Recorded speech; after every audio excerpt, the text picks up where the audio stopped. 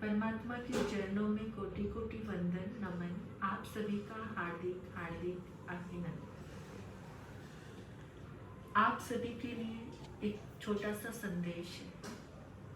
नववर्ष का आगमन हो रहा है।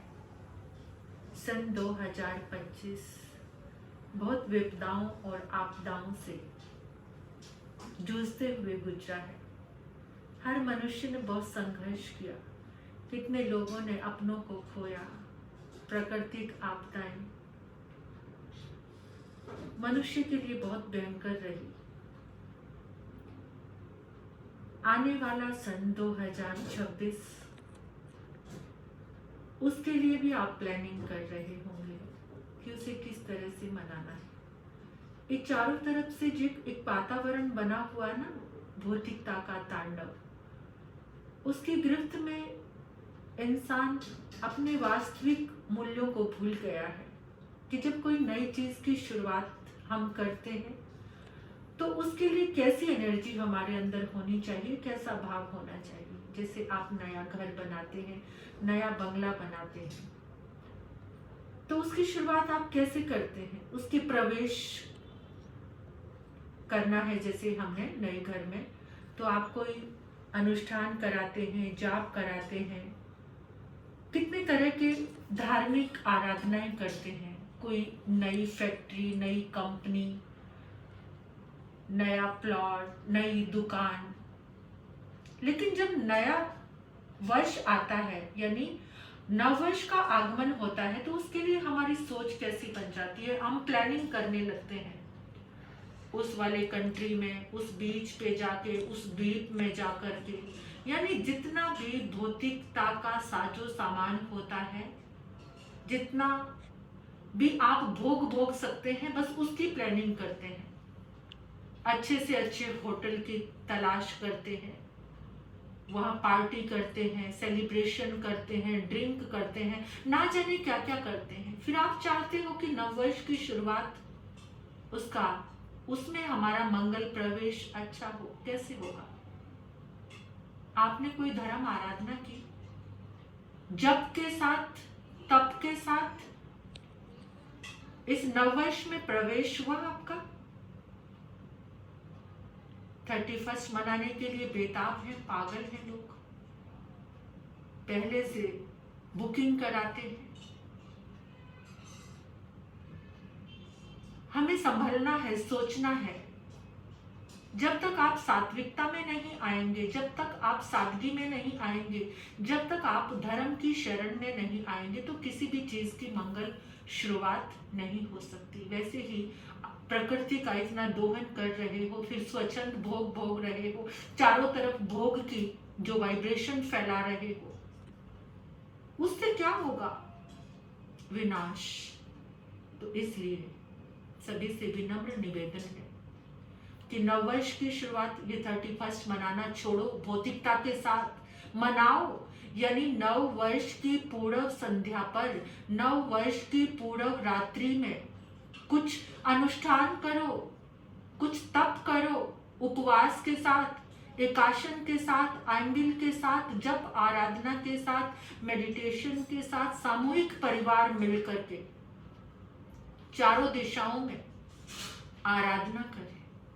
लोगस का जाप करें, नमोथुरंग का जाप करना, भगवान महावीर स्वामी की आरती करना, यानी जो भी आपके इष्ट देव हैं, जो भी जिस भी धर्म को आप फॉलो कर रहे हैं, जहां पर भी आपका विश्वास है, तो नव वर्ष की पूर्व संध्या पर, यानी 31 को, 31 दिसंबर को अपने घर के वातावरण को शुद्ध बनाना, सात्विक बनाना, मंगलमय बनाना। अपने घर के कोने कोने में धर्म की, जप की, तप की शुभ तरंगे फैलाना, ताकि आपका परिवार, आपका घर सुरक्षित रहे। जप और तप की वो ऊर्जा पूरे ब्रह्मांड में जाए, जिससे आप मानव मात्र के लिए सुखकारी बने, मानव मात्र के सहयोगी बने। जितनी हम जब तक की आराधना करेंगे, उतने ही हम मानव मात्र के सहयोगी बनेंगे।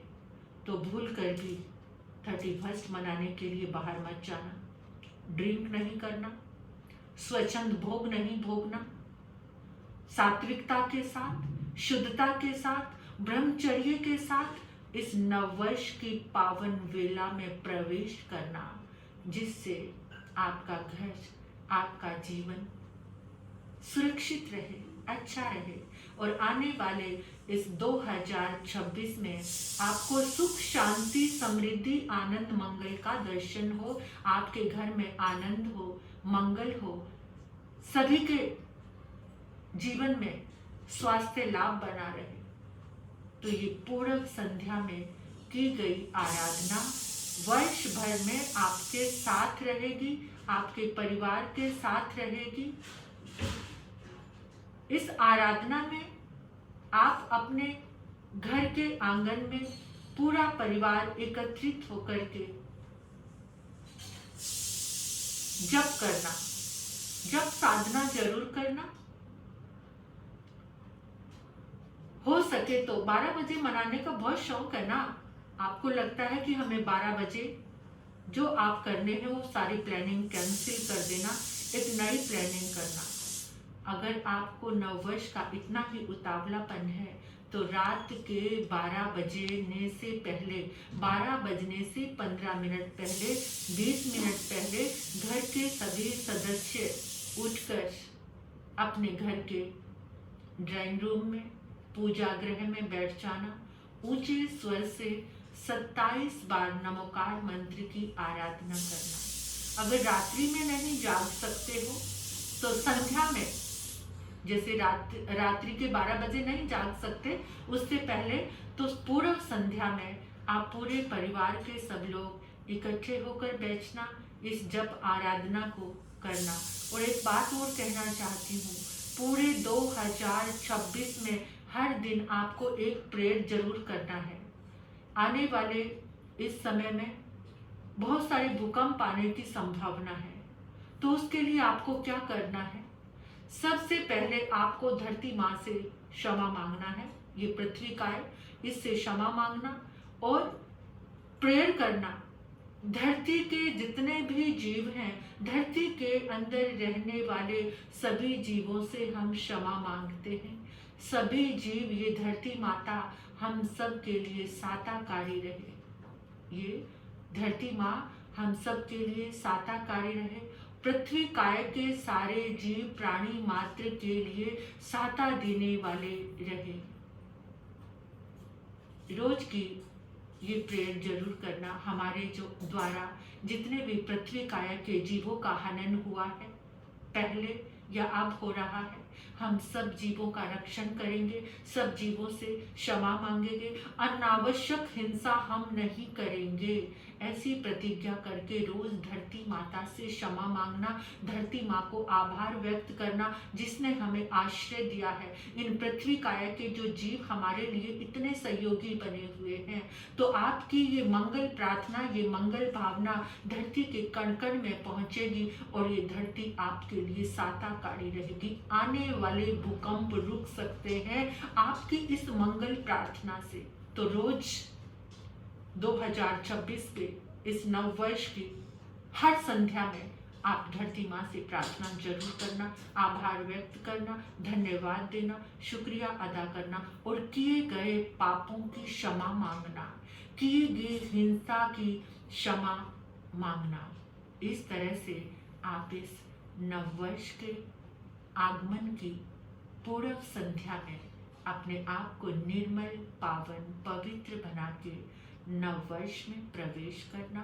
आप सभी का भला हो, कल्याण हो, मंगल हो और सभी के लिए भावना है कि ये नववर्ष आपके लिए सुखदायी, आनंददायी और मंगलदायी हो।